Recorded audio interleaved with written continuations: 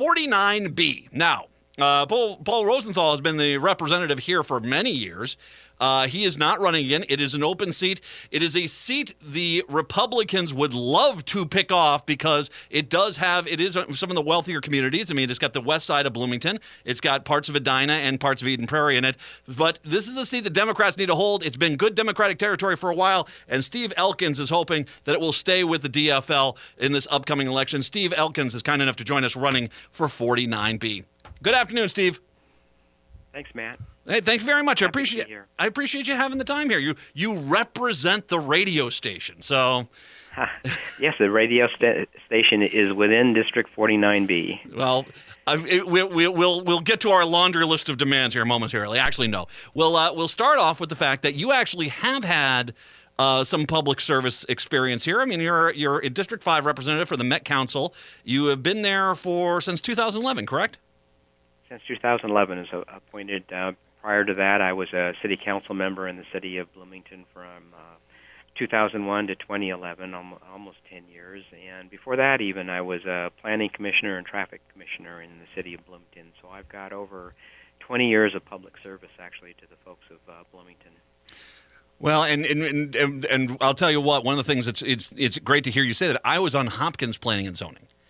And for a lot of people, I've always said to them, first of all, there was a tremendous, I'm no longer doing that. I was doing that for a while. It was a tremendous way to go help back and give to a community. But also, if people are interested in possibly running for office, it's a great, great little place to go. You know, your local community, your park board, your school board, in some cases, your planning and zoning committee. These are great places as a kind of an incubator for politicians.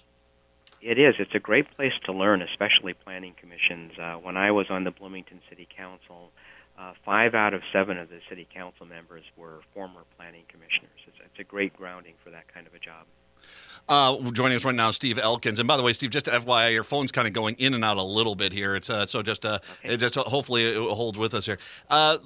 You decided though that you've been with the Met Council here for a while. And obviously, this was an open seat. You decided now was the time to try to run for the Minnesota House. Yeah, well, Paul is retiring. He needed to take a job that would enable him to pay college tuition for his children. And so I was something I've wanted to do for a while, and with Paul's retirement, it opens up a path for me to do it. So running with Paul's support, this is a hard decision for him to make, but and not only endorsed by Paul himself, but by the mayor and pretty much the whole city council and all of the other elected officials in town as well. So it's a good opportunity for me. Well, and it is a great district. Basically, Bloomington from Highway 100 to 169, correct? Basically, in northern Bloomington, it extends as far east as France Avenue, and then it's, of course, Edina as well, south of about 70th Street, and then the little northeast corner of Eden Prairie where the station is, and the very southeast corner of Minnetonka. So the Opus complex and stuff. So it is an interesting district for this reason, is you've got a tremendous amount of businesses. You've got a very large corporate entity that's there. But you also have, some of, and let's be honest, some of the nicer neighborhoods, upper middle class, lower upper class neighborhoods, and upper class neighborhoods for sure. But this is, as people we generally think, oh, those are Republicans. No, this has been a Democratic district for a while. Yeah, when I first moved into the neighborhood 33 years ago, wife and I lived near Lake Normandale in Bloomington. You would think at that time it was thought of as a pretty solidly Republican district, but it was a moderate kind of mainstream Republican district. They supported people like Bill Belanger and Arnie Carlson.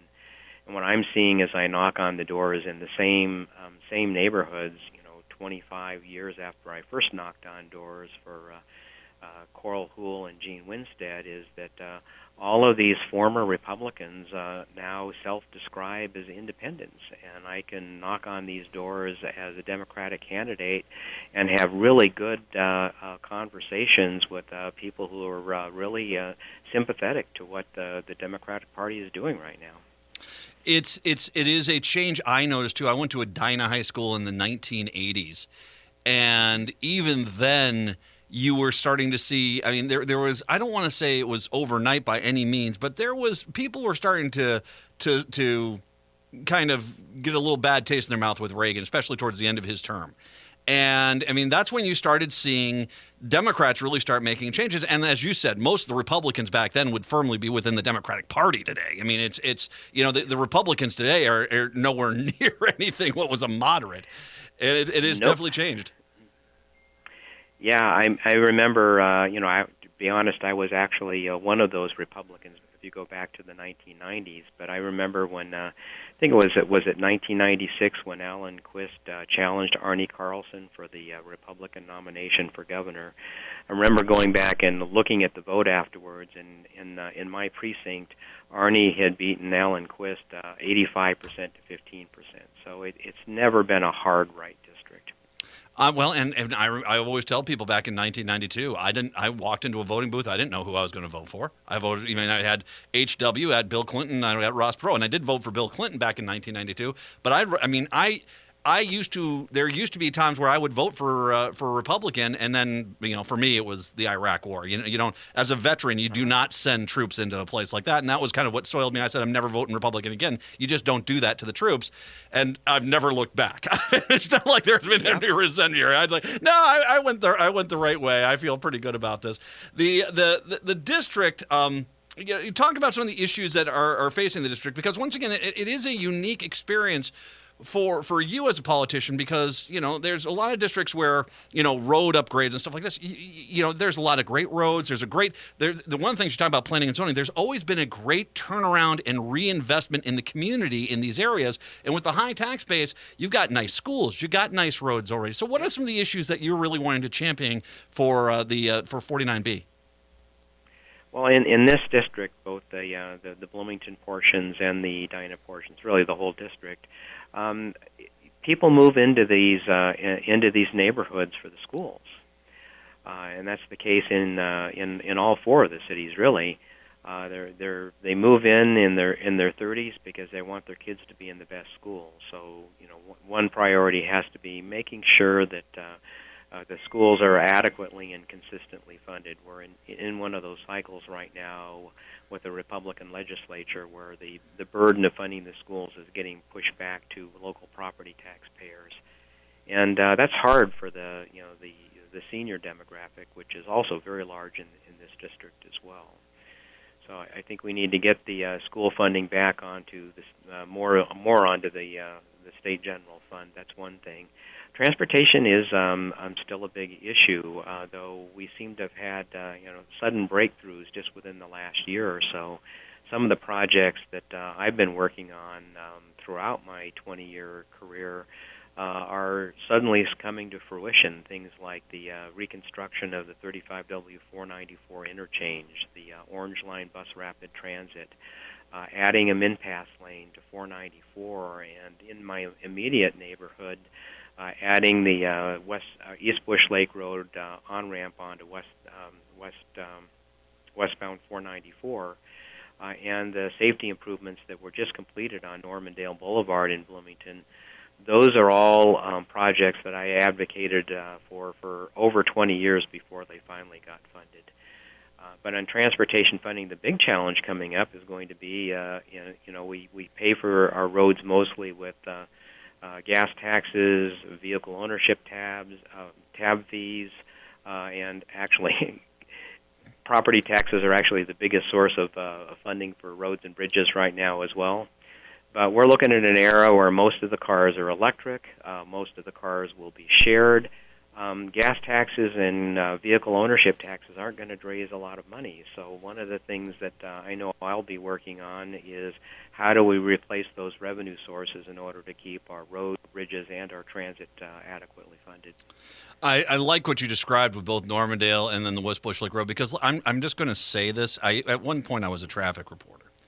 And as you talk about these things, I can't agree with you more. There was just a ham-handed design process on a lot of this stuff that did not force it was only seems like we've taken care of the problem for the minute that the ribbon was cut on whatever was done, and at no point was there a thought process about 30, 40 years down the road. And a lot of it, and I imagine you see this too, is there's a lot of places now the priority is that 30, 40, 50-year game plan. What's our future going to look like? And it's nice to see that we're kind of correcting some of these issues, because you're right. I mean, there was just a ham-handed nature to some of these projects that just were not conducive for the local community to be able to use the highways and the interchanges as properly as they should. Yep. By the way, I was on Normandale. That looks really nice. I went south. I was down there about 3 weeks ago. I hadn't been down there forever. Boy, they sure have done a great job on Highway 100. Or it's Normandale South is 100 south of 494, and that whole stretch looks a lot better. Yeah, and it's a lot safer. That was mostly about safety. People were getting rear-ended, making left turns into the neighborhoods around there, and so with this project, we put in left turn bays to eliminate those rear-end accidents. The district, as I say, 49B, this is one that the Republicans, when Paul decided not to run again, they marked this one with a red marker. They're trying to pick this up. What is as you go around and talk to the district and you do the door knocking and you're going out and talking to the people, what is your feeling? I mean, in the age of Trump, I can't believe that the Republican message, especially after Kurt Doubt and what the House Republicans have done in this state, is real appetizing whatsoever. No, like I said, most of the people I'm talking to at the door are self-described independents, and one of the big issues is just the dysfunction of the state legislature the last year. One of the things I'd like to do, one of the first things you kind of have to do it before you can do any other business, is reform the House rules to see that the single subject rule in the Constitution is actually enforced in the way the House does business. Mm-hmm. This practice of bundling everything together into just a couple of humongous bills in the hope that the governor will sign them and take the bad along with the good, it was a train wreck this year, and people noticed, and that's not the way they want their legislature to work. Well, and it's not just been this year. This has been kirked out, and the Republicans' plan ever since they took over is they don't want people seeing what's in these bills, because it generally is getting written out of state by the people that are pulling the strings on the party, and it's not even bills that are written for Minnesotans. It's basically some sort of ALEC-fueled or national-fueled legislative agenda, which they don't want to see the light of day until 3 hours before you have to vote. Yeah, most of the legislators are voting on bills that they've never had a chance to read right now. Mm-hmm. And 1,000-page. That was wasn't it? 1,000-page. They gave them 3 hours to read a 1,000-page bill this year. Unbelievable. Yeah, I can't read that fast. No one can read that fast. It is a problem, and there are rules on the books. It's just that Kurt Doubt says I'm going to ignore them, and no one is holding them accountable. So I think it'd be nice to actually have some mature leadership there. Are you doing door knocking? You doing phone calling? Do you need some volunteers to come help you out down in 49B? Oh, absolutely. Yeah, I'm door knocked 4 days last 4 days in a row, and be doing more of it this week. That's really the key to winning these kinds of hard-fought races. So I'm door knocking with every available minute at this point. Well, and trust me, the Republicans, from what I've heard, and this is not just for 49B, but a lot of districts, they are very hesitant to go out and door knock right now because they don't want to have to defend agendas that they can't possibly defend. And of course, where's the health care? That's not around either. So you're seeing a lot of them. They might go to one or two specific precincts within a district, but they're not going around to the whole district. So this is a way that the Democrats can hold 49B, volunteer if you can, donate if you can. Once again, 49B is the Democratic seat. We want to keep it in the Democratic coffers. What is the website? If someone wants to find out more information about your campaign, Steve, how do they do it? It's very simple. Elkins for House. Elkins for House. ELKINS for FOR House.com. ElkinsforHouse.com. I'll link to that a little bit later on. If you can donate, if you can volunteer, this is not, this is a pretty easy district to get to, and we need to hold this district so we can hold, the Republicans accountable. That's for sure. ElkinsforHouse.com. we're going to be door knocking every Thursday and Friday evening, and every Saturday and Sunday afternoon for the indefinite future here. All right. Well, going up to November, we got work to do. What are you doing to make the Blue Wave happen? Well, get down and help out in 49B. Elkins for House. Steve Elkins, Democrat of the Day. Steve, I really appreciate the time. Thank you very much. Thank you, Matt.